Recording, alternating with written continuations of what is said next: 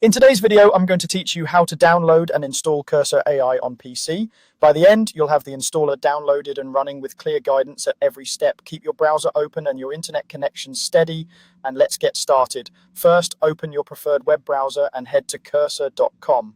Type it carefully into the address bar and press enter. You should see the official homepage load. If your browser shows a padlock icon next to the URL, that indicates a secure connection, which is exactly what you want when downloading software. If the page doesn't load right away, refresh once or make sure you're connected to the internet before moving on. Once you're on the site, look for the Get Cursor button. It's typically easy to spot, either near the top of the page or prominently on the home page. Click it. This tells the site you're ready to download the app installer. If the site asks which platform you're using, go ahead and choose Windows. That ensures you get the correct installer for your PC.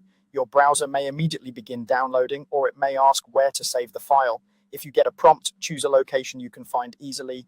Your downloads folder is perfect, and confirm. You may see a quick warning from your browser about downloading an executable file. As long as you're on Cursor.com, it's fine to proceed. Now wait for the download to finish. You'll typically see the progress at the bottom of your browser or in the Downloads panel. When it's complete, open your Downloads folder and locate the installer file you just saved. Double-click it to run the installer. If Windows asks whether you want to allow this app to make changes to your device, click Yes. This is a standard user account control prompt for legitimate installers. If Windows Smart Screen appears, select More Info and then Run Anyway, provided you confirm the file came from Cursor.com. The installer window will open. Follow the on-screen prompts. Most users can accept the default options. No need to change install paths unless you have a specific reason. Click Install and let the installer run. You'll see a progress bar.